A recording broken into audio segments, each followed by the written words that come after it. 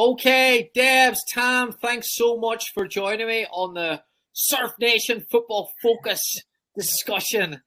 Big hot topic today. Thanks for joining me in the midst of, and apologies for bringing you on in the midst of tryouts. Thanks for having us. Brilliant. So we're going to start this off with a really, really basic question. Win at all costs. You hear the term, and a lot of people say it's a problem and it's holding back US culture, football culture. Do you think we have a win at all costs mentality in the US, and do you think we have a problem with it? Start with Tam. Yeah, I mean, I think it's hard. You don't want to paint everybody under the same umbrella. I think there's definitely a perception out there that winning is development, which I think you've got to be really, really careful with. So I wouldn't say winning at all costs is the major factor. I think the major factor is people relate winning to their kids or player development, which I think is the bigger issue in youth soccer in the US. Debs? Yeah, Gary, I've got to agree with Tam. I think it is a bit of an issue. I mean, everyone wants to win. First question kids usually get asked after a game is, did you win? So I think you put that at the forefront of the kid's mind. It's certainly going to be their only factor in it. The old cliche, you're singing when you're winning. Usually, things can kind of get masked and go away. And parents might perceive that winning it is a good thing. But I think winning for a long-term development, I think you're cheating the kids if you're trying to decrease playing time to make sure your best players are on the pitch to get the win. I've seen a lot of youth coaches joysticking kids through games, and I just think that this mentality is not a healthy one, and I think winning should be the byproduct of doing the things the right way and focusing on the long-term development of the kids. So that's my stance on that. Can they go hand in hand, Deb? Stick with you. Can they go hand in hand? Can you do both from, U6 upwards, I suppose? Yeah, I think you can. I think if you think about the long-term development, and you want to make sure that at this level, it's about individual development, I think, more than anything else. So if you keep that at the forefront and make sure that the individual development is a massive factor in everything that you do, then you're going to have success. And that is going to entail winning games and having good, producing a good product on the pitch. But I think you kind of got to just make sure that your coaches are inspiring and teaching the kids and igniting that passion. So you do the right things and winning ends up happening eventually. But I think if you start to go down the road of just having that winning mentality right at the forefront and as your end goal, then it's going to be problematic because you're going to get short-term results, but the long-term development is what we're really here for.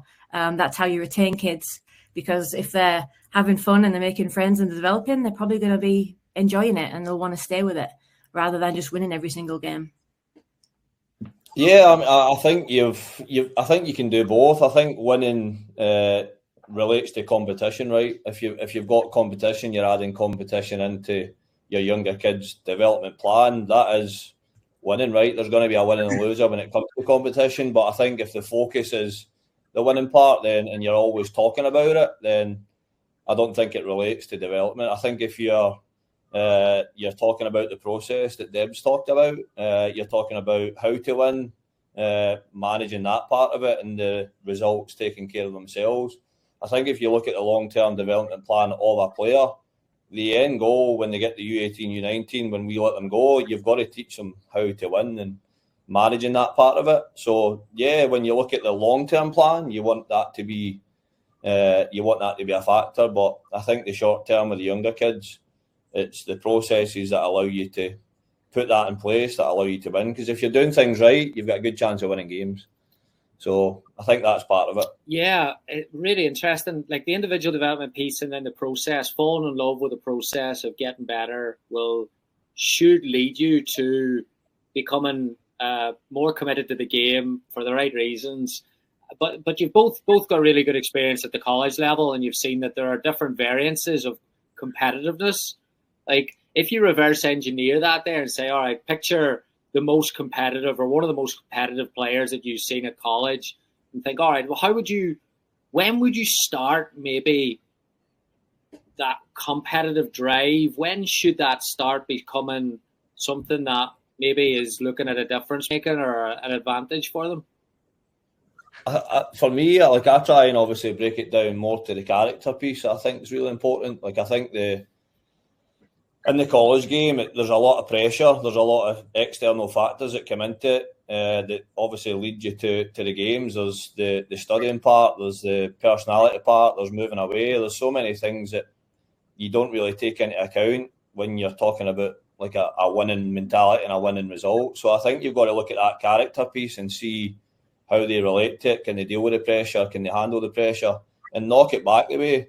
So an example, we were younger kids, we talk about that resiliency and everything that you're able to have at a young age, being able to make mistakes, being brave, taking risks. You've got to have all that if you want to be successful at a high level. And I think that's something, again, when you go back to the winning at all costs, if they don't have the resiliency to bounce back after a result, you're going to struggle when you get to the higher level, because, I mean, you guys both know when you get to the higher level, it's all about the mentality of a player. And again, if you don't have that mentality or winning mentality you've just talked about, it's a tough business for sure. Debs, I'm going to change the question. Can winning condition a player in a negative sense at college? Let's just say they've been playing at a level, they're in a really good team, they're used to winning. It's not that resilience that Tam talked about isn't really there because they've won 99% of their games. Do you think there's ever almost the wrong messaging around winning sometimes in the youth game? I mean, yeah, I think so. I think if a kid's showing up and winning every single game, then it's gonna definitely. It might get a bit stale for them, that if they're not getting challenging games, we all remember those wins that you have where you might score in the last minute, make it 2-1, or if you're blowing out teams every single game 4-5, 6-0, then I don't think that's fun for either team, the team that's doing the damage or the team that's on the receiving end of it. So I think the complacency and you're not really pushing kids out their comfort zone. And yeah, if winning is fun, but kids love to compete. And I think you can't really have the winning without having that competitive edge. So I think the competitive edge, you can introduce and implement that as young as 5 or 6 years old. Kids are competitive; they naturally want to do that. And I think without having that competitiveness about how do you want to compete against yourself, how do you want to compete against your teammates and against the opposition, I think that's going to allow kind of the competitive nature to be a massive part of it, rather than just going through the motions, winning all the time. I think you see it in just my experience in the college game as well. I think when you see someone that's been really successful in the youth game, they've had a really good career in the youth game, and then they translate it to college, sometimes you're not going to have the same success as you had when you were a youth player. And then I think you see that going into the pro game as well. People that have done really well in the college game doesn't necessarily translate into the pro game. So I think that's where that mentality piece really is the difference maker of when you go from one environment where you've talked about winning all the time, you've not really been challenged as much, and you get into an environment that really challenge you. You've got to have a certain mentality that is able to adjust, is able to relate, is able to be adaptable within that. And if you're not, I don't think you have the same success as you had before. It's interesting because I compare a lot quite naturally, the British UK culture to the US culture, and then I look at you talk class 92. I'm a United fan. The class of 92 was a really you talk about that group and they talk about how competitive it was and driven to win and the United mentality at that stage. Blah blah blah. But what's interesting is that I always think, or started to think, is that as they were going through the class of 92 and that it was you were fighting for your spot all the time to try and stay at the club. But sometimes you're in the midst of tryouts now, or there could be a team that's winning. Do we have that in the US to the same type of extent where 16, 17, you're worried about that club team? Are you worried about your spot being taken, or is talk a lot about playing time, but are the best players ever worried about playing time? I think it depends on your environment, really, mate. I think, again, when it goes back to the winning piece, people relate winning to playing well. I think you can play really poorly and win games, and sometimes it's the reflection of it, saying, listen, we didn't play well. Sometimes it's good when you don't play well and you win. You've got to take them, but it goes back to the process of it, I think. I think if you have an environment where that's where your standard is, and there's a standard of work ethic, attitude, performance level, then they're probably looking at it a lot differently to somebody that might not have a standard and they're winning all the time. They relate that to them potentially playing well. So I don't know. I think it probably depends on your environment. I think the other part that comes with that that's probably different from the UK is you don't have 4 or 5 teams in an age group. You know what I mean? So like if they don't make a top team, there is kind of a fallback effect that there's almost like a safety net of, I might not make that team. You really want to, but you might not. You're still going to have a place to play. Whereas in the UK, it's not necessarily like that. You're making the team and you're always being assessed. You're always being judged on, is your performance going to relate into the next year or relate into the next game? So I think that probably plays a difference. Brilliant. Debs? Yeah, I think it goes back to the environment. I've got a lot of boys on my 2010 team that are part of the Surf Select program, and I know that they play week in, week out for me and on my team. But I know that when they go and play with Surf Select, they're with players who are, just as if not better than them. So I think that when they go to that environment, they certainly get a little bit more tested. So they're probably not as complacent in that environment. And I try to make sure that I try to ensure that our environment is super competitive. I think over the winter time in youth soccer, at least where we are, we can't get outside very much. It can get really difficult to kind of compete and get that competitive edge in training sessions. So this winter, I introduced a point system, and I told my boys every week, every game, every session, we're going to have games that are going to be, points up for grabs, all individual. And the top 5 players with the most points at the end of the winter are going to get some extra surf swag. And it straight away, as soon as the session started, all right, this particular activity, 5 points up for grabs. I mean, the intensity and the competitiveness would shoot through the roof. So I think just trying to think about things from their perspective, and they love to compete. And the lure of extra swag is always nice for the young ones, and just trying to make sure that they're feeling good about being there and they're going to get something out of it, and they're going to compete against their teammates and perhaps stretch the comfort zone a little bit. So when they do go to Surf Select, they might be a bit more comfortable because they've been stretched with me. Yeah, this is where I think it's really interesting, is that you both talked about the process, the development pathway, and how doing the right things are important. But in doing the right things, you can also then teach winning habits, winning mentality. So that would be one of them there. And this is, I want to get a few ideas on this. So like things beyond the Saturday at whatever time the game finishes at, whatever, 10:45, 12:45. What are some things that you do at your club, or you've implemented or changed or introduced, that maybe is designed to teach that process and kind of teach that competitive drive beyond the final whistle going? I think, again, mate, I don't want to beat a dead horse, but I think the biggest thing that we've put in place is you're referring it back to the person that you've got to try and create, because obviously there's a lot of things that you can put in place. Deb's just talked about games and that you can go away, but I think for me, you've got to try and make it who they are. You've got to try and make it a habit of, when they show up, this is who you've got to try and be, and this is who you've got to try and be to be somewhat successful in the game. And again, I go back to the character piece and trying to relate the character piece to the game as much as you can. So when you're in an exercise, you should be able to relate your exercise to the character of a player.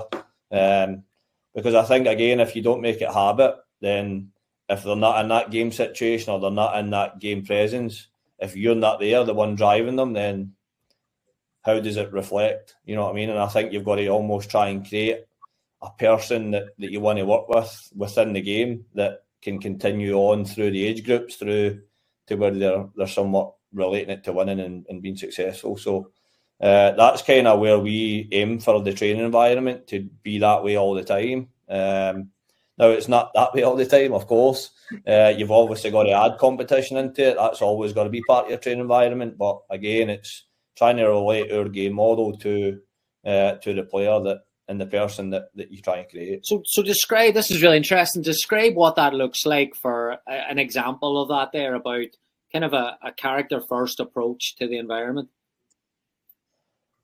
Well, I think obviously everybody wants to work and coach a certain type of person, right? Good people make good people. But you've got to try and again, we try and dumb it down. So we start from our end goal, what we want to when they graduate here, what player and person we want to try and create, and then you've got to layer it back. So like an example being like for 7v7, for an example, you never talk about building out. You're talking about trying to create a creative player, somebody that's want to be skillful, somebody that's going to take players on. Well, for me, relating that to the character piece is you've got to be brave to take players on. You've got to have this creative mindset, use your imagination, all the things that are more relatable to the person that they probably understand more actually than do a step over, do a scissor where you're actually creating it. You're talking about having this imagination and creative mindset. And then as you start to go through, another example, we don't press because I like watching press and you like watching Liverpool or Man City, not Man United anyway. But we do it because it brings out a work ethic, it brings out a trust, it brings out an adversity where if your press gets beat, you've got to go back and defend. And I think, again, relating that to the game, but also to the person that you need to create within the game, brings out that piece more than just adding stuff in that might not make it such a habit. Very interesting. Very interesting. Debs? Yeah, so I try to, again, I coach boys, and it's the first time I've coached boys in my career. So I try to create the sense of togetherness straight away with them. So they know now that as soon as they arrive to the session, whoever's there, it could be, obviously I'm going to be there, but once they start to arrive, it's really important to me that they greet each other. They've got their own way of doing that. They come and greet me. And then before we start the session, they get into a huddle and they talk about, what they want to get out of that session. I'm not involved in it. It's their process. They remind themselves what they're there for. They might highlight one or two things that they want to focus on that session. And then at the end, they have a little recap of it. So getting them into a circle and giving them that safe space to be able to give themselves some encouragement, or maybe if they're feeling a bit vulnerable that day or had a good day, they can express that. So they know that they can rely on their teammates to be able to pull them through tough days. I do it after games that we've not played very well, or even games that we've done quite well. They'll still get into the circle and they'll do like positive affirmations with each other. So I'll start with one person and explain what they did well today, or highlight a certain moment of the game, and they'll take that on and they'll pick someone else and give it to someone else, and it's really nice. And we went to a Davis tournament last weekend, and the fellas did great, and they ended up winning it. And without any prompt, they got into their circle before they went up to get their trophy. And after everyone said something, they all erupted, and it was just the parents like, "What's going on?" I'm like, "Oh, it's something that they always do, but they're just doing it, I think, for the crowd as well." But it was really nice for them to have that togetherness. So I think when you put them into a competitive environment, they remember that and they feel that, and we can get through tough times together because we kind of created that foundation of trust and respect for each other, and we're going to be able to lean on each other. And I think as they get older, those friendships and those relationships they're building are going to be, really impactful for them in their little lives. Brilliant. All right, let's talk through a couple scenarios now. You've got a top player, talented player who aspires to play at the highest level, but doesn't really show up early. That might not be their fault, of course. Doesn't stay late again, may not be their control, but kind of does bare minimum in training. Plays really, really well in games and looks to be on the surface trending towards success in the game or progression in the game. But you're looking at it going, yeah, but the process, really not a love of the process or an embracing of what it's going to take. Would you have a talk with that player, or how would you approach that there, Tam? Yeah, we've actually had a similar scenario. I won't obviously name the player, but we had a kid that was getting into an environment where they were trying out for a pro academy, and the report we got back was something similar to that. Like, wasn't really in love with it, didn't really show that he really wanted to be part of like a pro environment. So we got him and his parent in, and we probably failed him by not preparing him to put him in an environment, say, this is what it's going to be like, this is what you're going to hear, feel, see.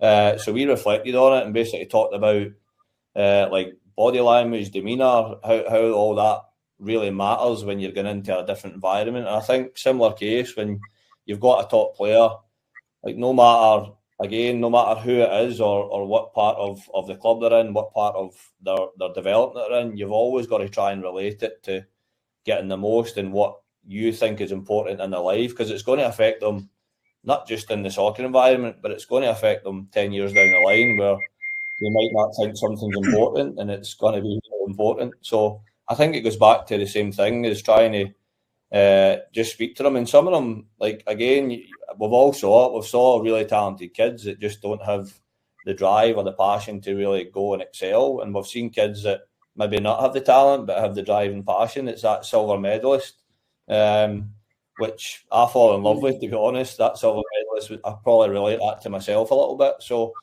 I think you've got to try and get it out of them as much as you can, but you can't drive it to the point where they're not going to enjoy it or they're not going to really relate it to what they want to do either. At least you give yourself the silver and got on the podium. I wouldn't even have been a yeah, no kidding, man. Debs, how did you handle it? I mean, going back to my college days, my whole mantra was get curious, not furious. So I would try to just approach the kid and just, try to understand him a little bit better. What makes him tick? It might not intrinsically be fun for him to go and spend some time with the ball by himself, but I'll probably try to figure out what he thinks his superpowers are and put him in different environments. So if I've got a quality, under 14 boys player, I might say, right, I'm going to let you go play with the U16s or U17s for the next session just to see how he does in that environment. And maybe that might show him, hang on a second, there is another level. Maybe if I do a bit more to make my superpower that much better, then I'll be able to have more of an impact in that environment. So I think just, getting to know the player, figure out what makes them tick, and then try to provide that environment where they're going to be, rewarded for doing a little bit extra. But sometimes I think stretching them is the best way to do that, because they're going to understand then that there is space for them to grow. Another scenario, and you hear this one quite a lot. Let's just say it's a third team in a club, and the coach is trying to do things the right way in terms of being progressive with their game and talking about the process and maybe not focusing on the result as much, but gets there on Saturday and he or she's getting it in the neck from all the parents who want to win, and too much possession back there and blah blah blah. But you see it and think, you know what? At least the coach is trying, and they're trying to implement what we're working on. Maybe the group of players haven't developed to the extent physically, technically, whatever it is. How would you deal with that, or how do you deal with that? I'm sure you see that there at different levels. Yeah, I think a lot of it obviously relies on the club and the club messaging. I think for us, we split our development pathway up into different phases, and we kind of chat about what the real focus is in the phases. So I think it's really important to get that message across to the families that, like, we are going to struggle in certain areas of the game, or like, for an example, our youngest kids, all that staying on the ball, being as technical as we can, same thing, creative, use your imagination. So, like, that's kind of the main focus that we've got to try and get our parents' education mindset on, of like, all right, what do we really trying to look for? What is success when they're this age?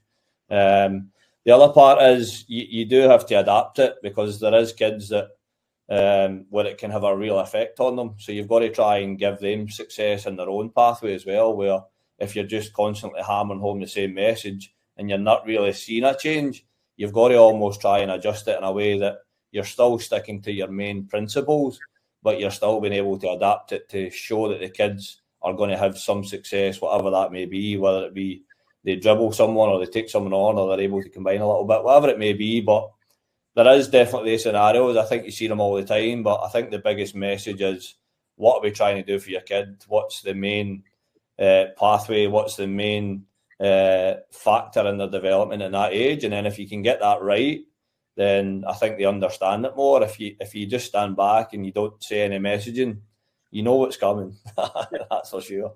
So, yeah, I think it's important from a club standpoint. Debs? Parent education, so important. They have to be a part and involved in the process. I think again, coming from the college world where they just drop the kids off because they're technically adults, and you think, right, thanks very much, I'll take it from here. You can't do that with the youth, and that was my first aha moment. It was, wow, got to get these parents involved, got to get them some education. They have to understand that. We have a policy at our club. If they're 7v7, 9v9, everyone gets half the game. We make sure our roster sizes allow us to do that. So they're going to get opportunities to play.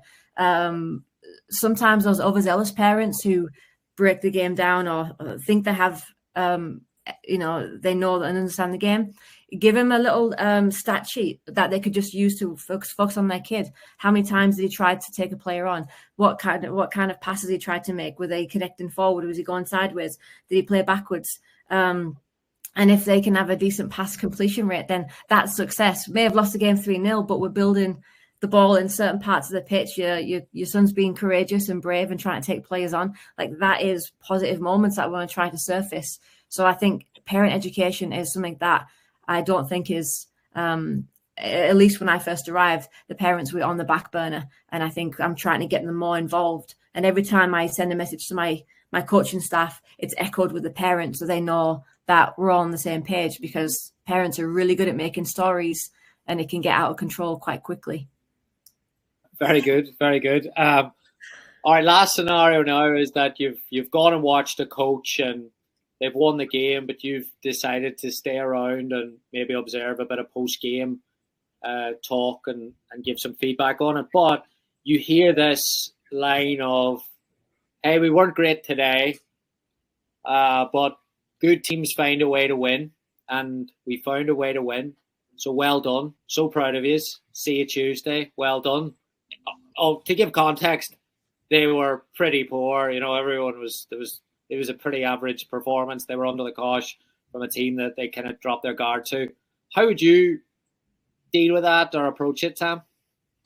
I think you've got to be careful, because again, it goes back to that. It depends on the age, depends on where they're at, depends on, obviously, if winning is a big part of their development at that time. I think, again, the emotions of a game, you've got to be able to control. So I think the winning part, you can say that, but then when you come back in to training on the following Monday or Tuesday, whatever that may be, I think that's when you go back and you've got some time to break the game down. You can come in and go, all right, yeah, we did win the game, but these are the things that we've talked about for the last 2 months. This is who we want to try and be. This is the way we want to try and play, and I don't think we were close to that standard. We've obviously held a standard, but the reality is you're coaching the youth level. You're going to have days where they're just not on it and they're just not good, and you've got to be okay with that. You've got to accept it. And again, I think if you remind them who you are and what the principles you're trying to stick to and whether you've been good at them or not, you're always reflecting on it. So I think you've got to be really careful, because if you come in and you go, we were terrible today and everything else, then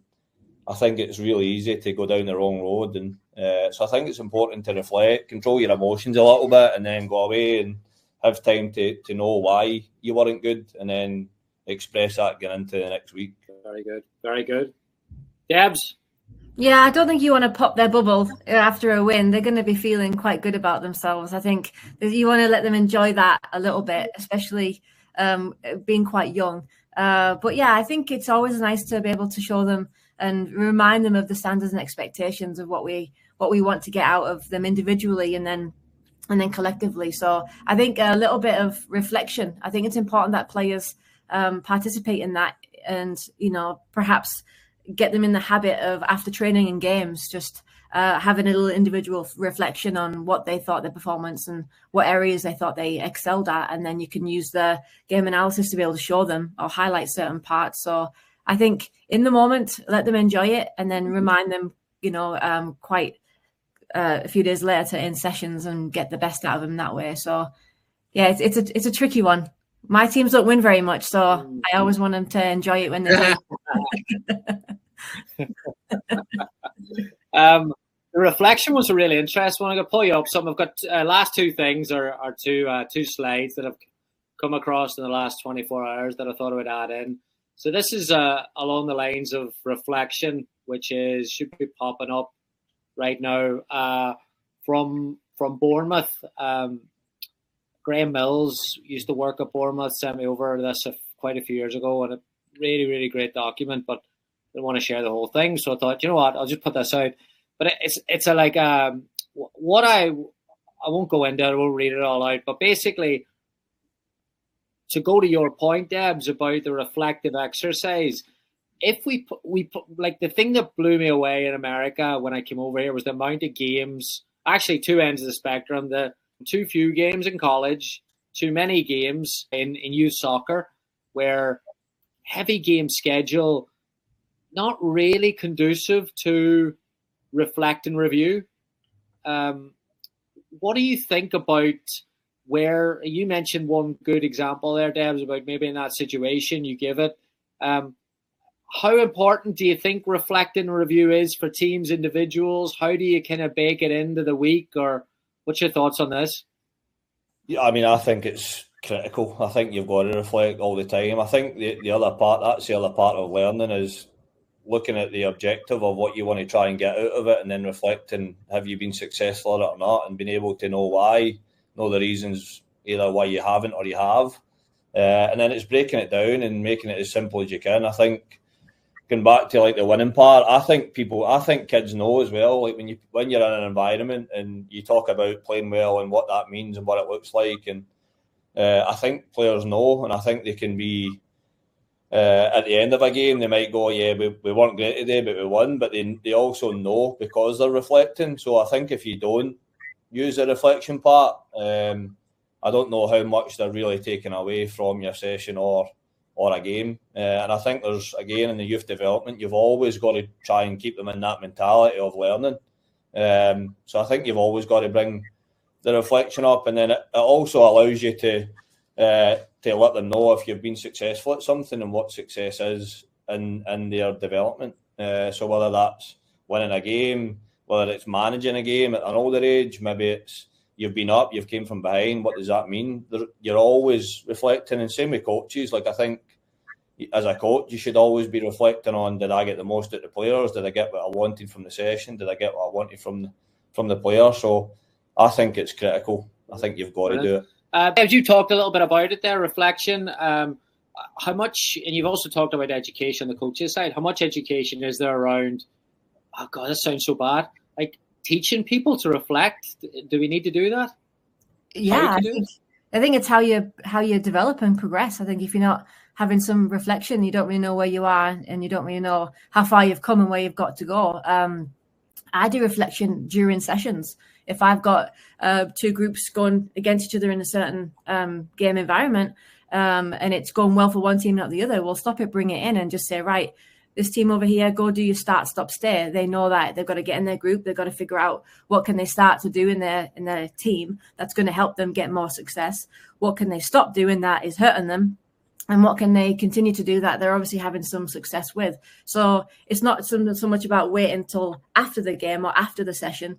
It can be very much a part of the session as well. So you can get them making decisions, because, of course, this is a player's game. You can't sometimes wait until halftime to make changes. The players have got to be able to see themselves what's working, what isn't, and then try to come up with their own decisions on how to improve it. We're there to help and assist, but ultimately it's going to be them that are going to be the keys to the kingdom. So I just want to make sure that they it's a part of the sessions as well as after the fact. All right, last one. Benfica mission statement at their academy that I came across. Develop to win, high performance team with very strong competitive goals, where high potential players train in specificity, allowing them to be more developed and prepared to future. Now, obviously, this is professional development pathway, so to make that clear, that's not always the case with our development over here. There's playing for enjoyment, and there's different areas of that there as well. But what I thought was interesting with this was the word, obviously, specificity, where can you become, I mean, for me, that is that lining then to the why, or for a different role, does that make you more accurate almost in your development process if you want to be more specific or align that with your methodology at the club? Looking at that, I know I've only thrown this at you, but when you look at it, what are some things that jump out to you, or that you like, or you dislike, or agree or disagree with, Sam? I think the bottom bit is really important. I think that without the pressure to win at all costs, I think that's what we kind of talked about at the start. Like, yeah, it is important. It's trying to get them to understand what that means, and are you able to be the character piece that you're trying to develop to get into a professional academy.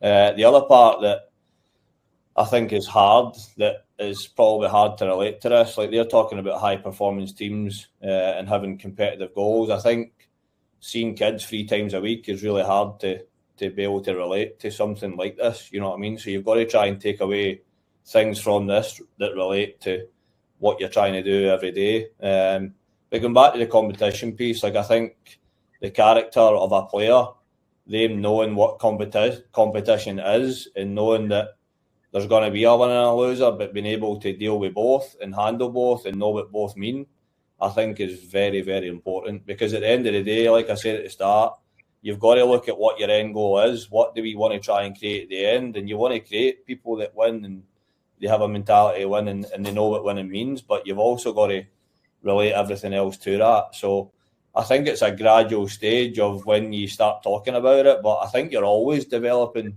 a player to be a winner. I mean, that's we're all accustomed to it. That's what we all enjoyed. We all enjoyed and remember the moments you win and when you lose, but more when you win. So I think you're developing that, but I don't think it should be the focus. That's why the bottom bit stands out to me the most. Brilliant.